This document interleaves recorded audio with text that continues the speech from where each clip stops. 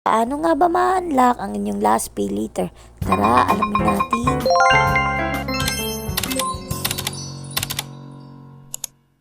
So, simula nang naging user kayo ng Lazada, siguro napaisip din kayo kung meron ba silang pay later katulad ng mga ibang online shopping app. Nung na-confirm nyo nga na meron din sila, which is yung Lazada Pay Later o Last Pay Later, tataka naman kayo bakit wala pa kayo nito or kung bakit hindi pa siya available sa inyo kahit na matagal na kayong user ng Lazada. So, dali-dali agad akong nag-chat sa customer service nila. Tinanong ko kung paano nga ba magiging eligible or kung paano magkakaroon ng last pay later. Pero ang sagot lang nila is available lang daw ang last pay later sa mga selected users. At kung gusto daw magkaroon ng last pay later, dapat daw i-maintain yung good consumption habits dito sa Lazada. Tinanong ko din sila kung ano ba dapat lang gawin or kung gaano nga ba katagal bago ka magkaroon nito. Pero hindi nila ako masagot at ang tanging sabi lang nila ay dapat i-maintain yung good consumption habits dito sa Lazada. Ngayon, isi-share ko yung experience ko kung bakit ako nagkaroon agad ng last pay later.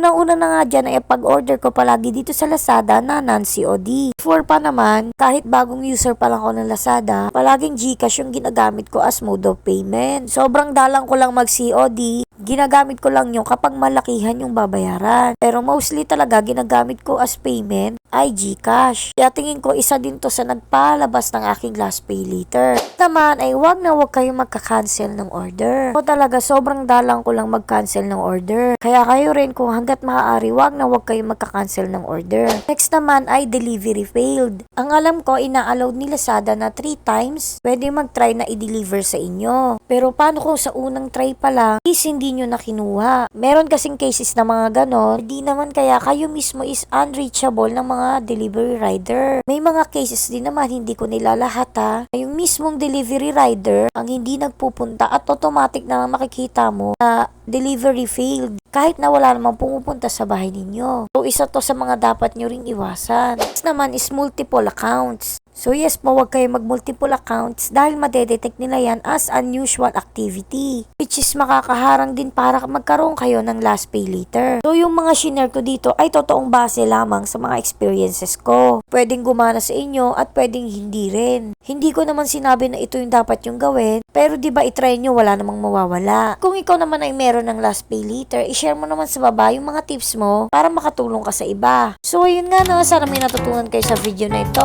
Thank you for watching. Yun lang.